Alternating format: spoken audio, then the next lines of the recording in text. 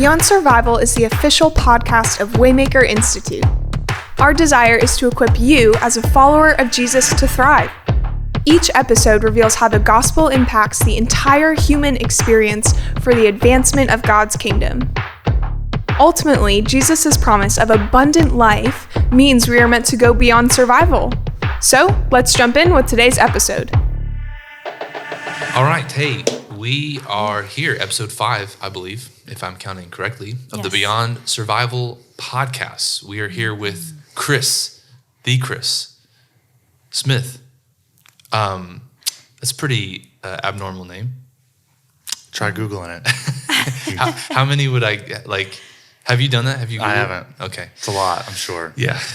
So no, we're here with Chris Smith, and I'm excited. I'm excited to get into this. I would love to just real quickly, who are you? So how would you answer that? Who's Chris Smith? Just give some context, your little bio. Yeah, I'm from North Carolina. What part of North Carolina? Charlotte, North Carolina. Okay. North Charlotte. Yep. I'm a Tar Heel fan. I didn't know that. Yeah. Wow. Go Heels. Yep. My wife is a Duke fan, so it's been Okay, we did talk a about this. conflicted marriage Yes. for as long as we've been together. Yeah, but you're still married. Still married. God still moves. So, I'm a father of 2. I work here in town, and I've been going to Waymaker since 2010. I'm super happy to be here. Yeah, so you have 2 kids. How old? 5 and 2. And their names, girl, boy? 2 girls, Charlotte and Scout. Charlotte and Scout. Yep. Love those names. Now, Scout was actually named, if I'm not mistaken, after the character from To Kill a Mockingbird. That's right. Yes. That's right. Yeah. I love that. Did you know that, Sophia? I didn't. I mean, recognize that name. I love that book. So that's You love that book? Yes, of course. So Casey and I went on a date last night, Okay. real quick, and if she said she could only keep one book, the question, we were doing questions, if you could only keep one book, she said To Kill a Mockingbird would be her one book. Wow. So Are you a fan of that book? Fan of the book. Okay. Never seen the movie. Okay. Yeah. Because I like how everything's built in my mind, and so I don't want to sully it with anybody else's interpretation. Yeah. Really? Yeah. Wow. My wife has shown me clips, and so I know it exists. I know Gregory Peck. I know I've seen them all. Yeah. But the way that they interact in my mind, I've read the book a few times. It's Yeah. You don't want to mess it up. That's great. That's so cool. Okay, just a question, Chris. This is called Beyond Survival.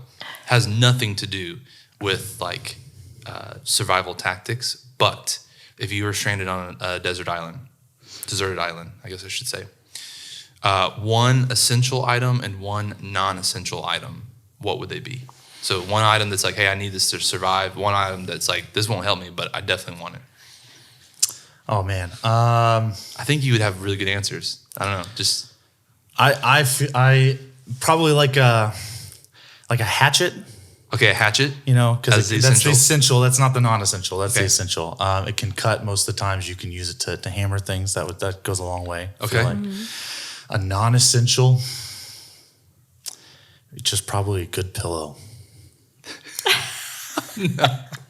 I've slept in a lot of weird places, like on picnic benches and grounds, and you always wish you just had, you can survive without it. But a solid pillow, it just puts you over the edge. It's Not a tent, not a sleeping bag, a pillow. just a pillow. Hello. That's amazing. Yeah. Yeah. I like that. That's amazing. Keep you comfortable. Yeah. So first off the top of my head, I that's- love that. I love it. And honestly, that question does reveal so much about us, right? That's why I like that question. Yeah. So, Sophia, what would you? One essential, one non-essential. A lighter, A lighter. because I don't know how to start a fire. Okay. And non-essential would be a book.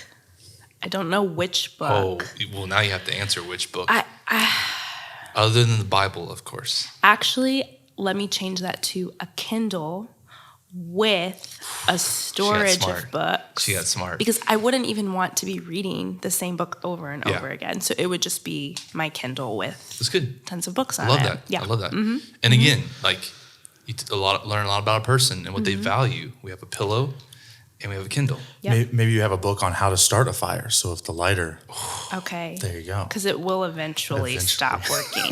The plan would be that someone would find me before eventually, that happens. Yes. Please. Man, that's so good. Well, we are in this series about why beyond survival. And again, it's not a actual stranded in an island. This is more talking about us as followers of Jesus going beyond this mentality that, you know what, I believe in Jesus. Maybe I would even say I follow Jesus. But if I'm honest, I'm kind of waiting just for heaven one day. And until that day, I am holding on for dear life. And each day seems like just I'm trying to survive, right? And survival, as we saw in episode 1, looks like a lot of different things. Back in episode 1, when we talked with Tanner had one kind of aspect of what survival would look like for his life. And Sophia, you had a very recent and raw idea of survival, and mine looked very different. In fact, mine didn't even look like survival on the surface, but it really was. And so really this podcast is about helping to equip followers of Jesus to thrive here and now, actually. To actually believe that Jesus, when he said that he came to give us life and life to the full, to abundance, that we can actually step into that, but it doesn't just happen by accident, right? So Chris, I guess we'll start off. Let's just start by not necessarily giving your definition of survival, but how have you experienced survival? Like when you look at a season of your life and say, I was surviving as a Christian, right? What did that look like for you? There's probably a few different times. One was having grown up in the church. The culture that I grew up in had a baseline of following Jesus that you could always return to. It is insurance not to go to hell, and we would never say it that way, but it was it was a faith in Jesus. It was a mansion in the sky. So if you had tough questions, or if things were kind of falling apart in your life and you weren't doing this or that, you could always return to this baseline, and that at least would get you through till the end. Okay. So that was probably, as I was growing up in the church and as I was growing up in Christian schools and and I went to a couple public schools, but as I was going through that, it was kind of, if you weren't praying the way you should be, if you weren't reading your Bible every day the way you should be, you at least had this base thing, like it's okay, kind of keep it together. If you brought something up, it's like, why don't I have a more robust prayer life? It's like, well, it's I get it, it's tough, but at least you have this faith to fall back on. Like that's, almost don't push too hard on these other things. You can leave it where it's at. And then there's other times in my life where survivability was much less metaphorical, and much more like literally trying to survive. And there's a couple different versions of that, I think. Well, what are those? Yeah, I didn't know how else to. I don't want to leave things out. No, go for it. So two things I think. I did 2 tours to Iraq, and so my first tour was very much survivability. And then second tour, not as much, but was still for the average, probably more, probably still a very traumatic experience. But my first had already set the tone so high. Yeah. When I returned from both of those, I got out of the Army in 2010. I entered a period probably of 3 or 4 years that was more of a spiritual, emotional, psychological survivability, where I was struggling to make sense of the baseline that I talked about, right? Like all of a sudden you've experienced things and you've seen things and you've done things, and not just the extreme of the Army, but I left home, I got out on my own.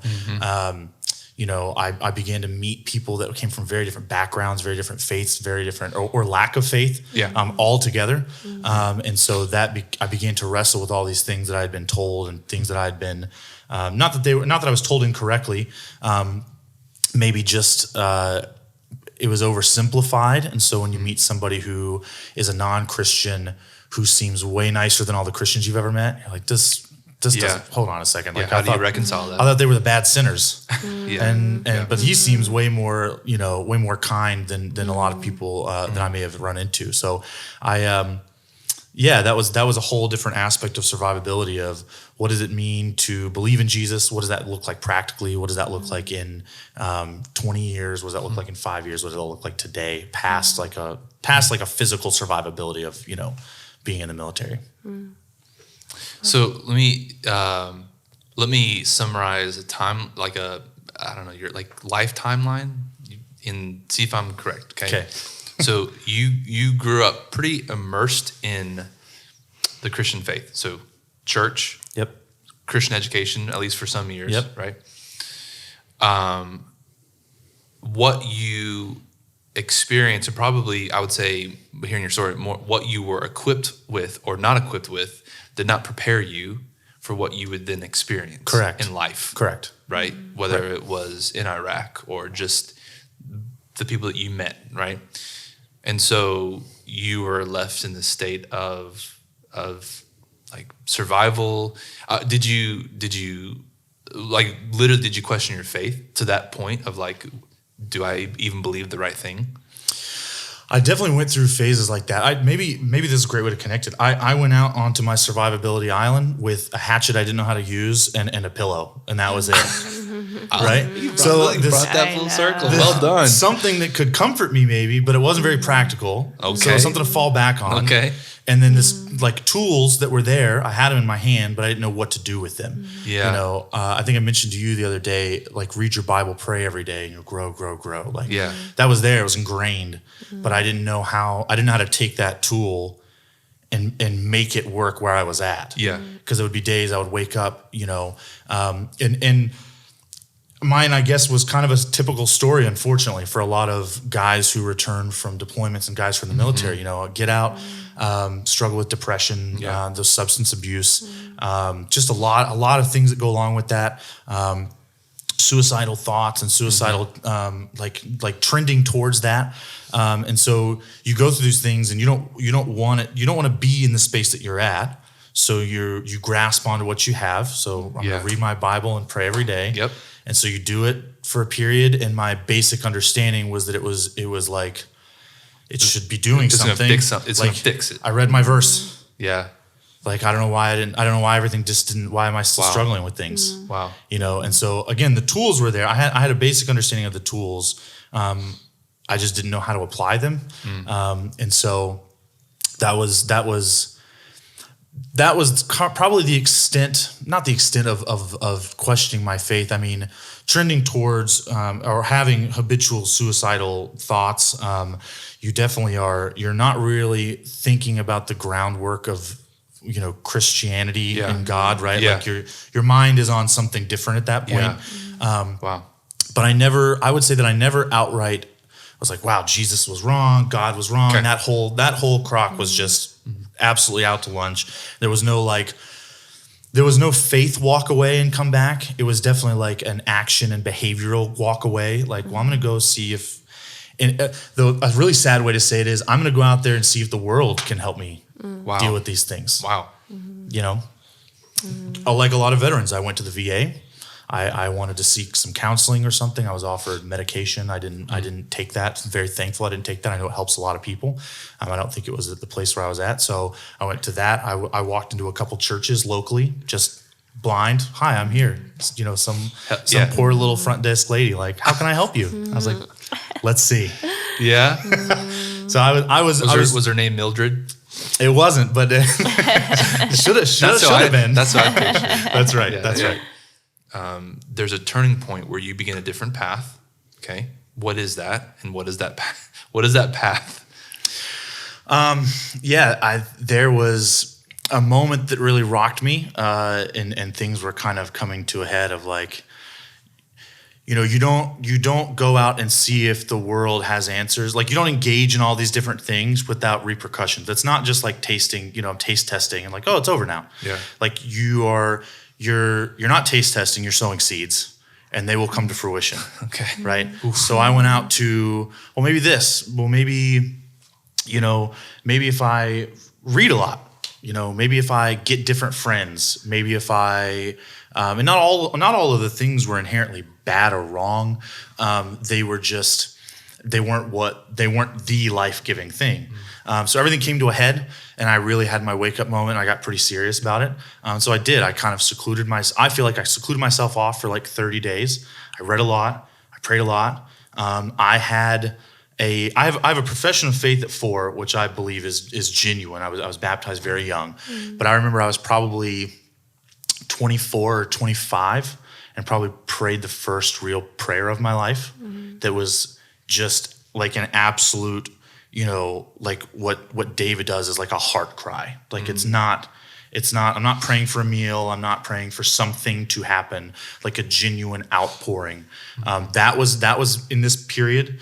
I had a period where I called, I was up really late, was reading, I was going through all this stuff, and I called my poor dad at like 2:00 in the morning, and we had about a 2.5 hour conversation, and I just unloaded 25 years worth of,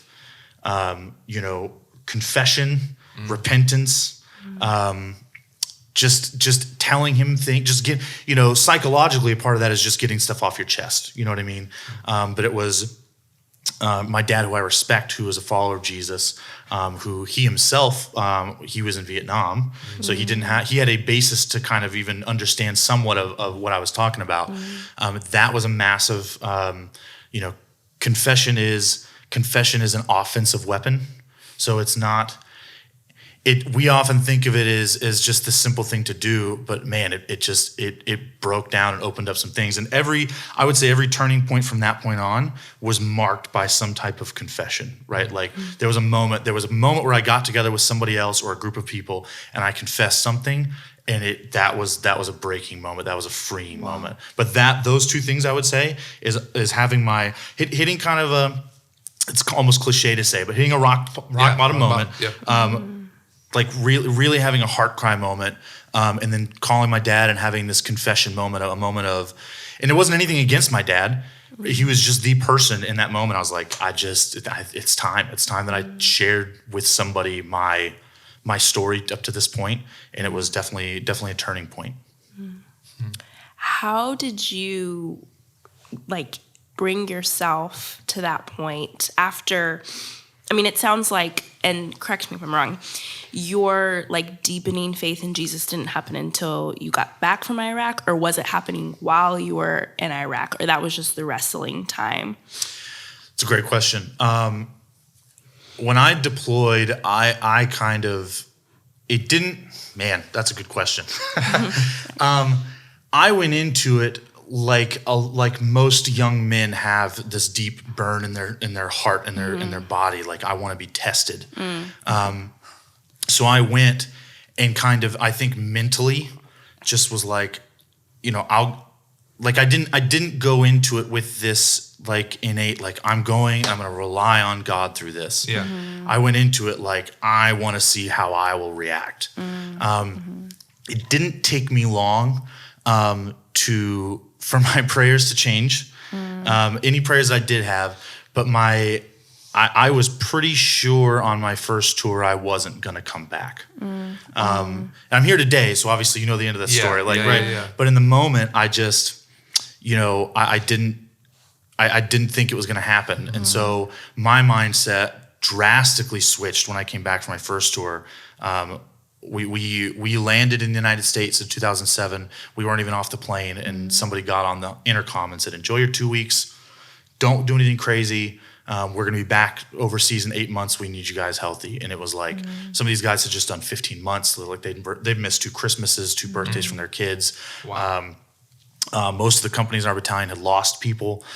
So I was in my head, was like, well, if I survive 1, I'm definitely not surviving 2. So I didn't give a thought to this is a really great time to make sure I'm flourishing in faith and preparing for. Yeah. I was like, well, all right. And again, to return, I did have a belief that no matter how wild and wrong I was acting, I did believe that there was this baseline fire insurance. Yeah. Which almost, because I didn't believe in an abundant life here, I figured, why try? And I've got the fire insurance, and it's my fail-safe. Sure. Wow. And for you, it was deployment, but for so many people, it's other things in their life that they're just saying, hey, I'm gonna try this, I'm gonna test this, like see what I got. And or the idea of abundant life, it's like I think I know what that looks like, or at least I want it to look like, so I'm gonna go do it. And at the end of the day, I know where I'm going. I'm gonna be with Jesus, you know? Which is why we're doing this. So this abundant life, so you start to have this shift that there is more. There is something to what Jesus would teach about and he would live and demonstrate, right? So you have this moment, you begin to confess, you have the conversation with your dad. At that point, what do you start to do? I know you said confession was part of it, but what do you start to do to step into or to walk towards or live out this abundant life? Well, I didn't run, unfortunately. Okay, yeah. It was one of the things to kind of go back. I having wanted to pray a prayer and do a couple Bible verses and just want to be free from everything. Part of my journey was not understanding why healing wasn't happening. And I now later understand that God wanted to bring me through a process, because if it had been a flashing light and only an experience, I would have probably worshipped the experience more than the person who gave it to me. And so Wow. I needed to go through a process of change. I didn't run towards it, unfortunately. I think one of the most important things for faith is finding a mentor, finding someone to pour into you. I didn't have that at the time. Yeah. I didn't really know many people or anyone that I could go to and say, here's all the things, here's where I'm at, and feel like they were equipped to try to walk me through that. I'm very thankful that from a distance I found some pastors who do podcasts and upload messages, and I just began to integrate that in. I was in the restaurant world at the time, and so nobody knew when I was wiping down tables for a bar shift on a Friday night that I was really listening to a pastor in Brooklyn. Wow. Yeah. So I'm sitting there hearing about the Spirit of God and spiritual disciplines and spiritual formation, things I never heard before.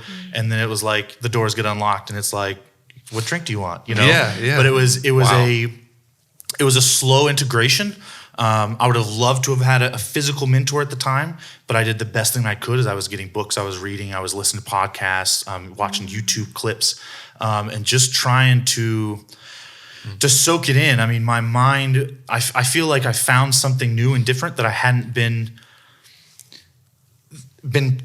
taught. It was when I was a kid, it was kind of oversimplified. It was all, nothing against VeggieTales, but it was all very VeggieTales, you know, Jonah and the whale. See? Yeah. Love people. Yeah. And so I was finding guys that were like, it's not actually that simple. Yeah. And it's okay to say it's not that simple. And I was like, well, right, that's how I feel. Like, this isn't that simple. So they began to, from a very far distance, none of those people know my name, they began to pour into me and change me. And the Holy Spirit was using them really to change me and move me.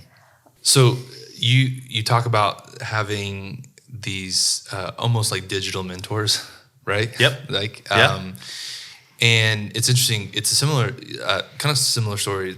Tanner, he talked about this in the first episode of, he felt like he looked around, at least in his proximity, he felt like he didn't have any tools or resources, or in this case, like direct mentors. And so you go searching for that, and God kind of leads you to some individuals. Two quick questions. Who are some of those guys? Like, just like, who are some of those guys that you felt like really were speaking the truth that you needed to hear to help you discover this idea of abundant life and to live as Jesus lived? Who are some of these guys? The number one I would say is Tyler Staton, Okay. who was a pastor in Brooklyn, New York, and then recently went to Portland, Oregon. He was the guy that was with me on all my bar shifts. Yeah. He didn't know it, but I was always listening to him. He introduced me to just a plethora of other people. One of them being John Mark Comer. Yep. Tyler Staton gave me a really big picture, and he gave me some really good tools. But he painted a life with Jesus like I'd never heard it before. Yeah. And it was it wasn't that he painted it, it's that he was living it out. You could tell. And so that's what drew me in. Because I can sit here and say all day long how all these things are great, but if I'm not living it out, that's not very compelling for anybody, right? He was living it out. John Mark Comer, Mark Sayers in Melbourne, Australia was a good one. Those were kind of maybe the top three guys that that resonated with me. Yeah. And what would be the overall? How would you? Which is probably an unfair question. How would you summarize what they were teaching or giving or instilling into you? How would you summarize that in like a sentence? What were you learning?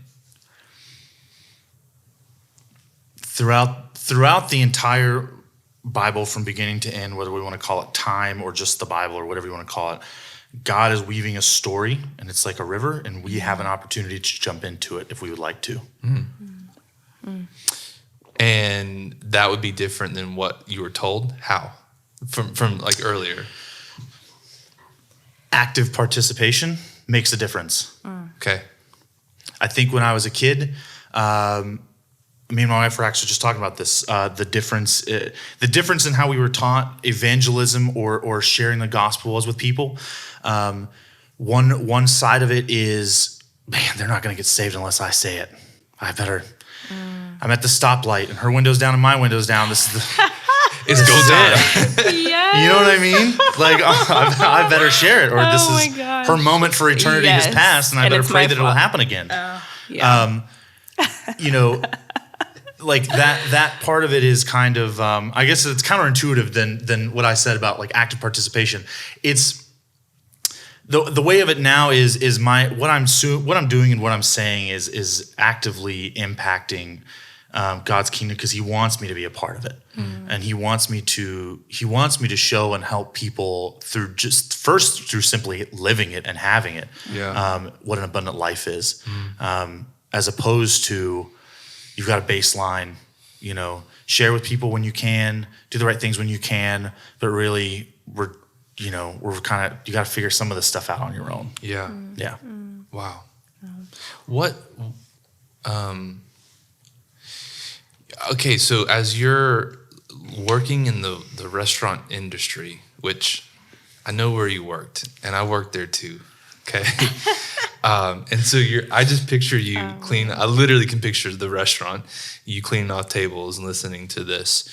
In essence, you were by yourself. What was driving you? Because usually it's like, you get a group of people together and you're like, oh, we're gonna do this together. And we're gonna be, peer accountability, and we're going to encourage and motivate, but you're almost like on this island by yourself and literally in the midst of a culture that definitely is not encouraging what you're going after. What is pushing you to the next, like to continue to soak in and to live out before you start to, which I know eventually, before you start to meet people? What is pushing you in those days? I knew the fruition of the culture. Like I knew the end game. So it's like I'd already done it.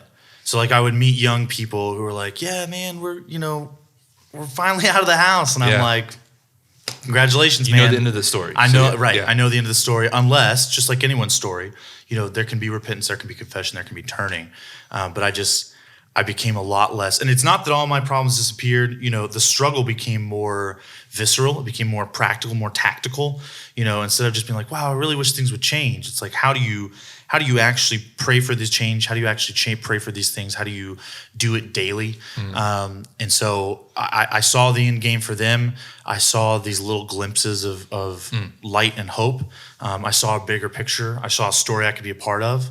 And so I just kind of, started chipping away prayerfully and letting the Holy Spirit, surrendering where I could, praying for surrender where I couldn't surrender, And I will say, like, the most important prayer that I've probably ever prayed in my life for probably 2.5 or 3 years, very simply was, God, change me in ways I can't change myself. Wow. And so there were some things I could do, right? Like I can get up a little earlier, I can pick up a book, but alone, those things inherently, like I was, through the culture that I was living, like I was meeting people, kind of to go back to the way I was taught as a kid. Like I was meeting people for the first time in my life, like, oh yeah, I've read the Bible. And I'm like, oh, Christian. And they'd be like, oh yeah, I'm okay. I was like, but you read it. So you're supposed to be a changed whole person now with the Holy Spirit, right? Yeah. And and they're like, yeah, I'm working through the Quran right now. I just, I did Hindu before, So I recognized the end game for all this other stuff. And I started allowing, like I said, surrendering where I could surrender in my own life. Wow. How did you, so you said something interesting earlier that when you entered into your first tour, you kind of had this mindset of like, I'm doing this to test myself. Like, I want to see how good of a job I can do, like how far I can go before it breaks me. Like that kind of like you said, that inner fire. How did you have that same inner fire going into following Jesus, like wanting to mature in your faith, wanting to grow closer to him? And if you did, how did you break free from that? Because I know that can be a hindrance to some men and even women going into following Jesus on a deeper level. It's almost like you can look at it as a challenge, right? Like, okay, I'm going to go into this and I'm going to like check all of the boxes, or I'm going to like prove to myself that I can get to this level. I'm going to accomplish this thing and become this great person. How did that not happen? Or if it did happen, how did you kind of pull yourself out of that? Yeah. Her questions are way better. And that is why she's here. I'm no dummy. Oh man, I'm sorry. No. So how did I not turn it into a checklist of accomplishments? Yeah. My dad has been a pastor my whole life. So my first pull was, even before I started to have my, spiritual awakening or my return to Jesus, right? Like one of my first things was, well, I guess I better go get a Bible degree and work at a church. You know what I mean? Like that'll keep someone needed to hear that. Yeah. Yes. That'll keep me straight. Inherently, I'll have accountability because there will be eyes on me, right? And I had seen it in my life, not in a bad way, but you've seen it in your life. And so I was like, all right. So I begin to seriously weigh, like, we live in a town that has a pretty big Christian college that has a pretty big spiritual programs. And so that was like, and because I had the VA, right? I could get college for free, whatever I wanted. Yeah. So I was like, right. So that was one thing that I want to say I wrestled with it. I seriously considered it. Like I'll go be a youth pastor. Great.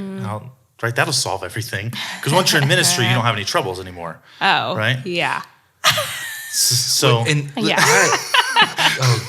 Chris. No. Like there are churches that are being led by people who are in it because of that reason. Yeah.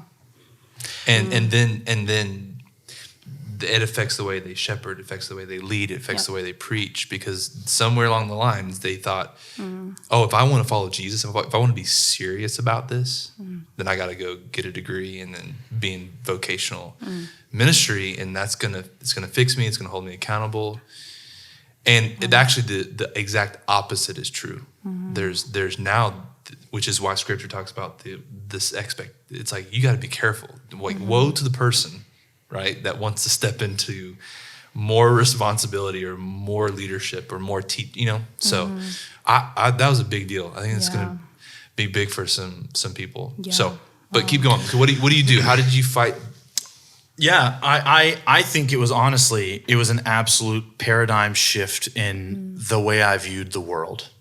I viewed I am an American-born male, white. I have like 13 relatives, like 8 generations of. I'm almost Lieutenant Dan with legs, right? Like I have my family. I don't know if I can say that or not, but you can absolutely. Oh my gosh! So I believed in this inherent, like so I've made all these poor decisions for all these years, right? And now I'm gonna get. to put it in this wasn't my mentality, but this was the wrong way that I had to fight, right? Like I'm going to get my crap together. So if I begin to do these things, right, then I'm going to accomplish something within my faith. And my paradigm shift was, to put it really simply, and I don't even know if this will make sense, but I don't believe in the myth of modern progress. And so I don't believe that there's this linear 1 to 2 that I'm going to achieve. I believe that God has us in cycles. I believe that we're all within cycles of our life and cycles of our culture and cycles of our country and cycles of, it's why I can read Deuteronomy and be like, oh, that's right, I'm just like the Jewish people, because I'm not better, I'm not farther along on the line. And so that helped me shape my mind that I'm not working towards an achievement, right? Like I'm continuously coming back through these same problems, and it's not that I'll have the same problems my whole life, but it's that I won't have the same problems my whole life. But God will continue to grow me on top of those and out of those, not to climb a mountain of achievement, but to go deeper and deeper in intimacy and in a life with Him, an abundant life. Wow. That's powerful. Yeah. Okay. So we're gonna have an altar call right now, and I surrender all. Yes. Ready? I'll start this off. Oh no. Okay. Your wife, Christina. What is she doing, and what is her reaction to this, Chris? Did she know, like, the pre-Chris as well? Like, was she familiar? Yeah. Okay. So she came through right at the tail end of me exiting, probably like my absolute crazy. Okay. But like our first date, like, it was all out. Like I laid everything, and I was like, "Here I am." I mean, all the details, and I was like, "Well, I might do this 20 or 30 times." You know what I mean? Because she's definitely not going to stick around. Yeah. And we were definitely drawn to each other and put together because of our similarities through of experiences and mindsets of. I don't want to tell her story for her, but she's had her own struggles and her own dark things to walk through. Yeah. And that drew us together as neither one of us had a naive view of what it meant to pursue or follow after Jesus. And so we began on this. She was very patient with me because I was not out of it. She was very patient with me. The restaurant I worked at was horrible hours. So I'd get home at 3:00 in the morning, 3, 4 in the morning. I got better. And now we're at a place now where, definitely not full circle, right? Like cycles in life, but we are on a much more firm foundation for whatever comes next, whether it's positive or more struggles. Yeah. What was this something that you felt like that you were discovering yourself, or did you feel like you and Christina were walking through it together? Like, did you listen to something and be like, oh, hey, honey, here's this, and I'm gonna practice this, or I'm gonna do this, and what were those conversations like, or did she kind of watch this unfold? And so just explain that. She began early on in our marriage. We went through, like, our first year was probably our worst year. Yeah. And I don't think a lot of people say that or admit that or feel comfortable saying our first year was our worst year. Yeah. We've been married for 7, so we've got a lot more to go. Yeah. But she began to pray for me, and I genuinely believe it's why I'm out of what I was out of. Wow. I could keep doing all these things, and I could keep praying, and I kept opening up and surrendering, but I think it took that partnership to flesh of flesh, bone of bone, right? Like she took up my cause for me, and she was a champion of that. But after that, she continued to pray, but she started to watch this happen in me. And she started, like, the first time I came to her and I was like, I'm going to do silence and solitude, so don't talk or come near me. And it was... How would that work, Sophie, if Marcus came to you and said, hey, listen, I'm going to be in the other room. Don't bother me for like half an hour. What would your response be? You got a son? Come on. That's right. I love it. Right, but that's the challenge, Yes, right? yes, Right. yes. Did you get a similar? I was tactful. I was like, "Oh, you're going to the grocery store and you're taking our first daughter. Like, what? This 30 minutes you're gone." And I don't. To be fair, I don't even know if I told her the first time. I think I was a little like sheepish. Like, I'm probably gonna do this once and never do it again. So I don't want to broadcast. I'm Yeah, doing yeah. it. Didn't want to overpromise. Didn't want to overpromise it. That's right. I'm about to do this thing that's supposed to change my life. So get ready. She was watching this unfold. She's actually the one who put me on to Tyler Staton through like a chance of a chance of a chance. She was like, "You got to hear this guy."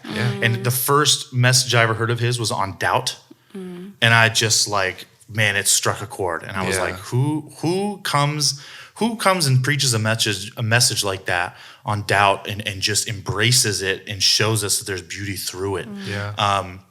So she kind of introduced and like let me run with it. That's awesome. And now I see we're coming full circle where she's starting to she's done her own silence and solitude. I did it and then she was like, "How was it?" And I was like, "Oh, it's just horrible." Yes, to start off with. So when she started doing it, she was like, "You were horrible at describing how that went." She was like, "It is not nearly as bad as you say."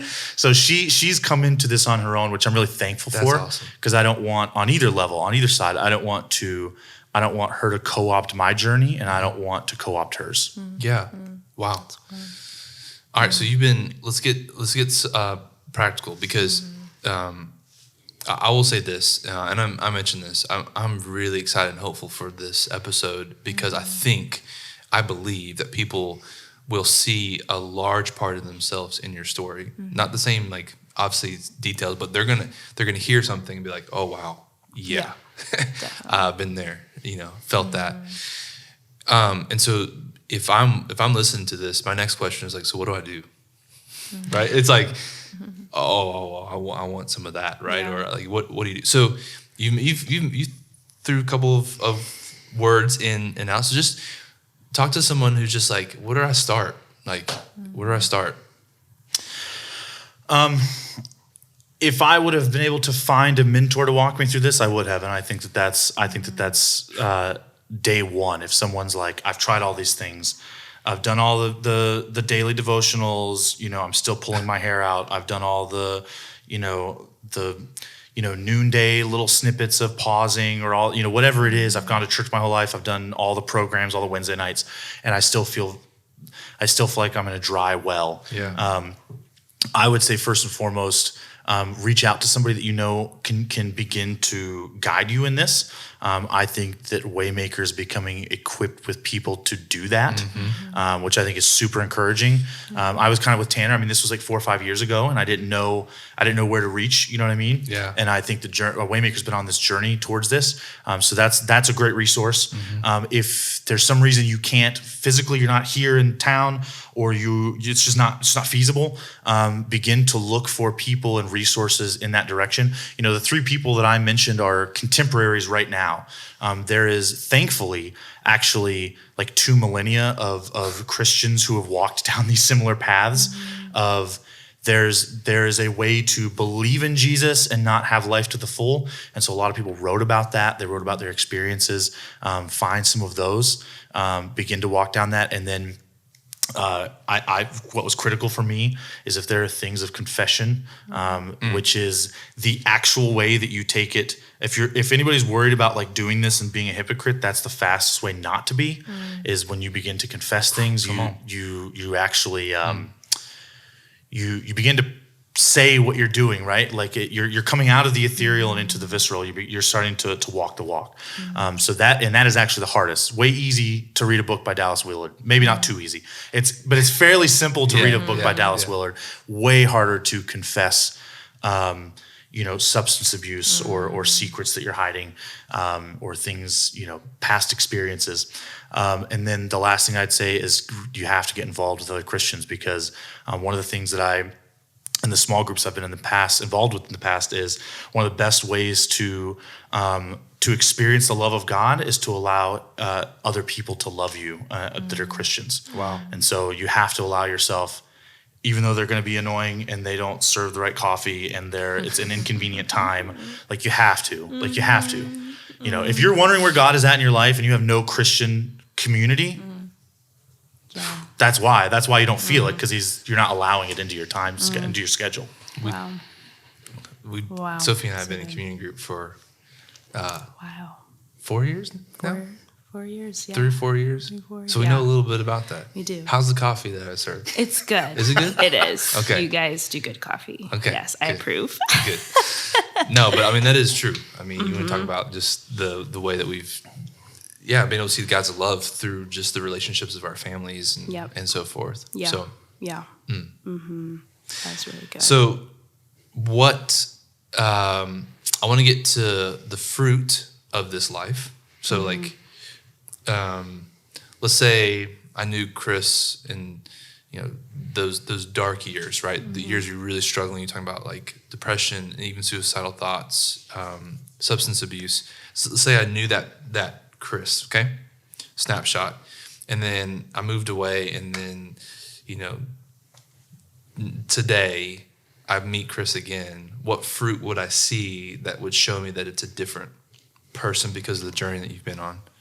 Yeah, that's a good question. I had a good question.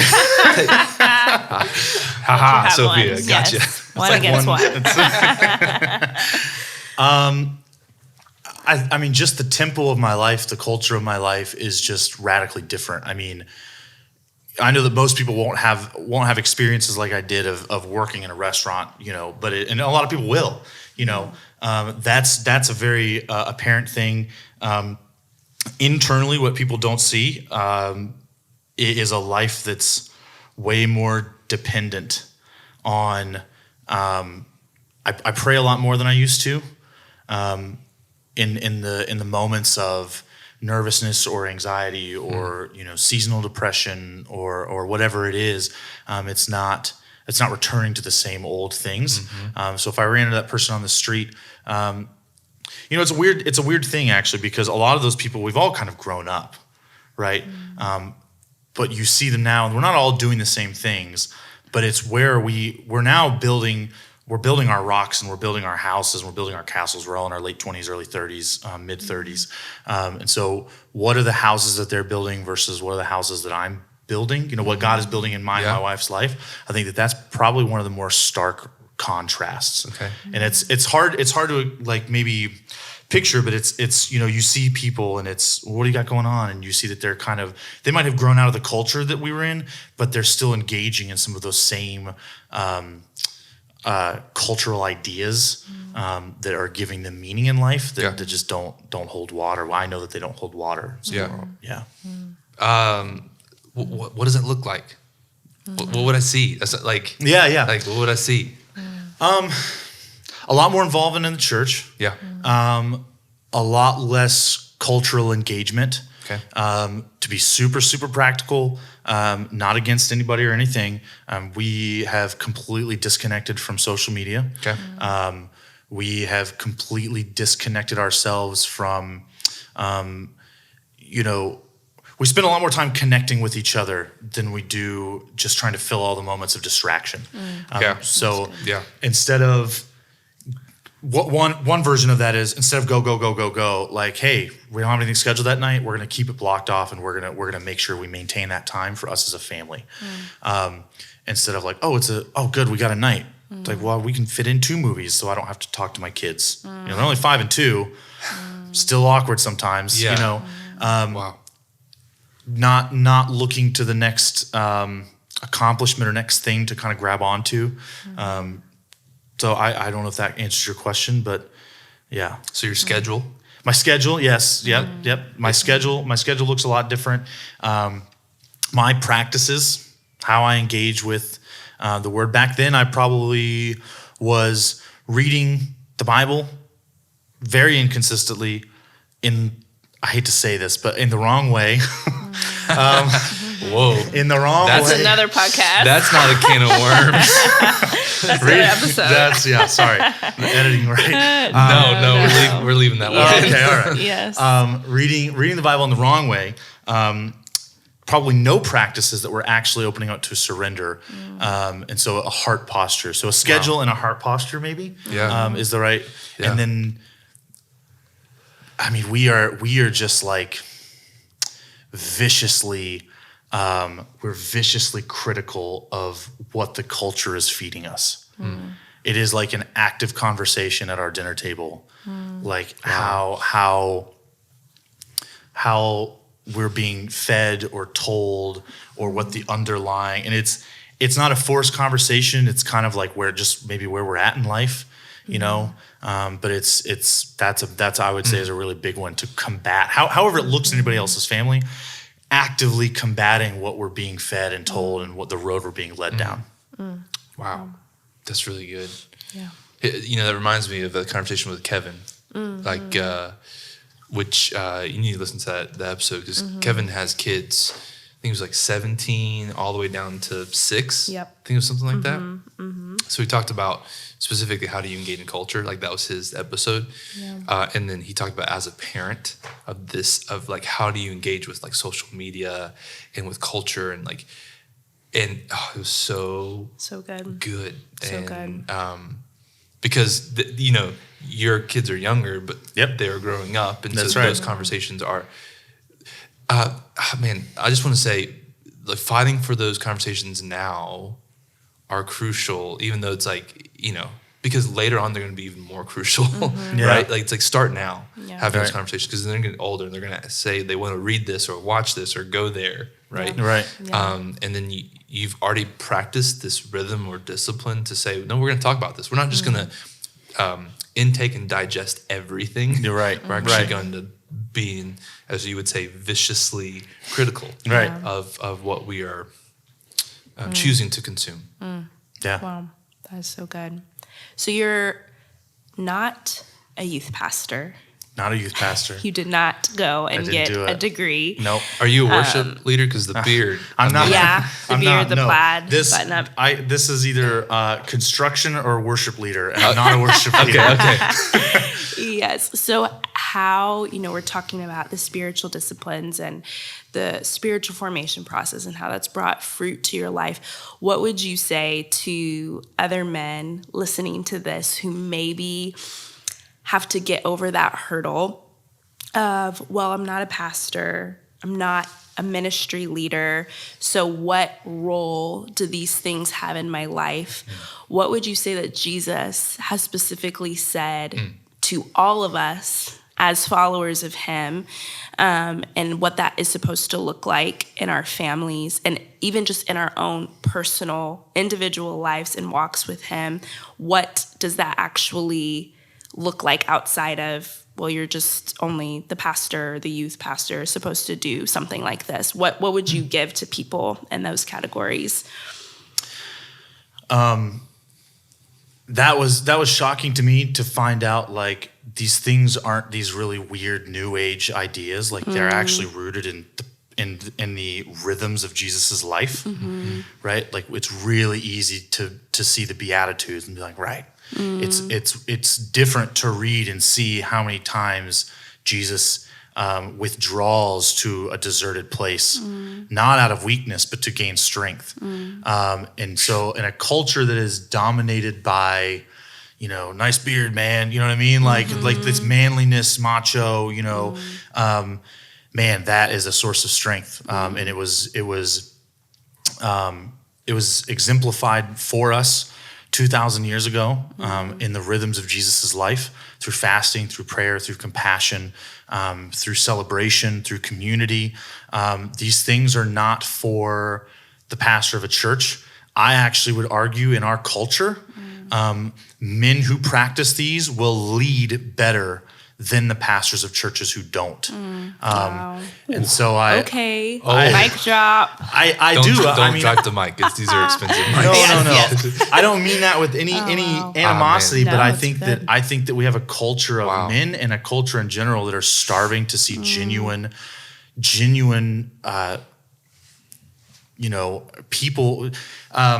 Man, what's the word I'm trying to think of? Our culture is starving to see genuine leadership. And one way that we don't do that is by co-opting the culture's versions and watered down little wafers of how we're supposed to do, like be a Christian, do this, but then don't bring it into this aspect of your life, or don't live it out in that way. And I think that as men or as Christians, when we open ourselves up, again, there's surrender involved, there's confession involved. It's going to take time. It's going to take a process. A lot of times we want, the quick fix or your money back in 30 days. Like that's not the Christianity we're talking about, right? Like the late night infomercial is not this conversation, not spiritual formation. So I would say that to engage in this is actually to take up the mantle that is lacking in our American Western culture that people are so thirsty for. Yeah.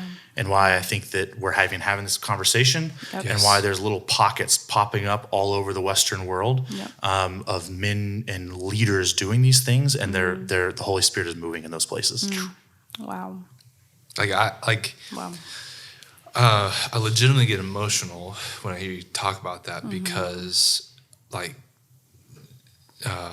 have a different story, but it culminates in a very similar place. And I just have tasted and seen. And it's I want people to experience that because it is the life that I believe that Jesus shows us, like you said, and it's an abundant life, and it's one where we experience his kingdom here and now. And it's yes. Yes. And it didn't happen overnight, and it took seasons, right? And I'm just like, oof. So, man, can you, I think this might be the final question, unless Sophia has a better question. Never let me down. If you could, again, this is way unfair, but if you could just give one discipline or rhythm for someone listening to start today, just say, hey, start this today. What would it be? What does it look like? And why would you choose that? Right. I think the first one that I would tell anybody to engage in would be silence and solitude. Okay. It takes zero money. It takes a lot. It's not something that I think anyone should start off with an hour of their time. I think it should start very small. Yeah, bite size. Yep, that's right. 5 minutes, 10 minutes, 2 minutes. I think that it not only brings you closer to Jesus, I believe, and opens your heart towards the movement of the Holy Spirit and God and what he has for you. It also actively is detoxing you from the culture. So it might look like one step forward, but really it's like maybe three, because it's digging you out of the hole and taking you a step forward towards Jesus. And I know that for me, in an age of news and hyper news and social media and what's next and the video, or the movies and the music and the podcasts and the scroll. Yeah. Like this is, even if somebody wasn't a Christian, it's like, what's one really good thing to help me become healthier? It's like, just take 5 minutes, just don't do any of that. Just be alone with yourself for a few minutes. But we have the privilege of not just being alone, but opening ourselves up to Jesus. Wow. Silence and solitude. So on the record, Chris just said silence and solitude is better than reading the Bible. He did. That's what he just said. It's okay. That's how I think so. No.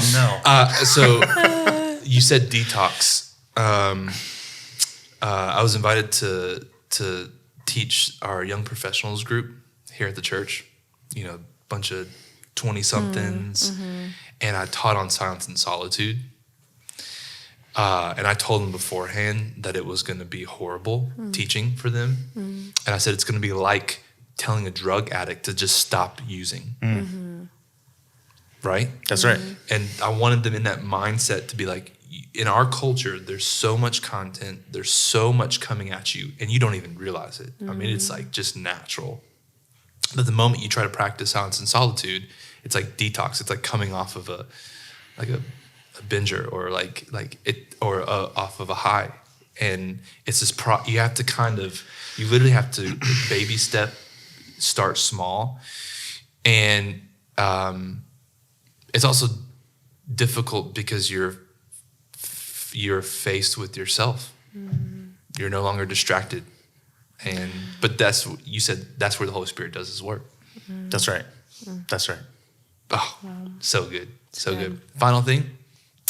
I'm going to drive home in silence and solitude after I like this. it. I like it. Okay, so No, yeah. then what is even more practical ways that you've experienced that you can give to someone? Hey, do this, like driving home, or what are some other ways that you'd say, hey, this would be a really good practical way to start practicing this? Yeah, absolutely. So I think that there's one thing that should be said out front of saying silence and solitude.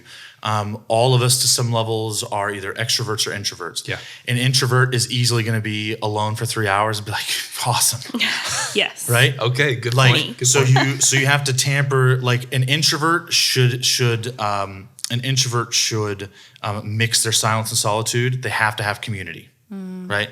An extrovert is going to do a minute of it and be like, worst thing I've ever done in my life. Yeah. I'm going back to my community group. Yeah. Like you have to mix those two things. You have to know that first going into it. Some super practical things. One, do things that don't take a ton of your focus elsewhere.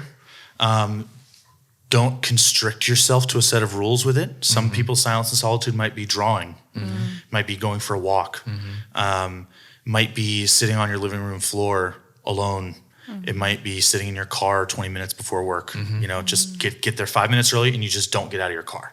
Shut it off and you just don't get out. Those I found are some best practices in general kind of guidelines for it. It is also with any spiritual discipline. I don't think I would have to say this, but with any spiritual discipline, the point is not to be good at the discipline. Oh, come on. Right? Like if you go a year and you've done something, and you're like, I'm so good at silence and solitude. You're like, you've missed it. Right? Like to be like, I Sabbath so good every Sunday. Like, I'm the best. My phone goes away. We do no movies. I eat so much. It's amazing. I don't talk to anybody.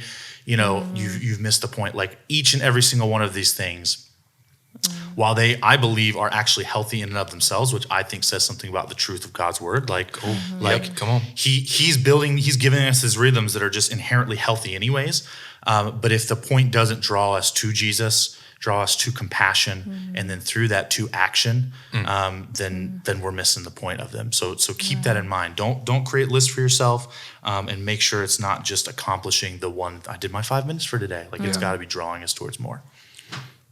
So good. I think that's the way we close. And so I do want to say thanks to you, Chris.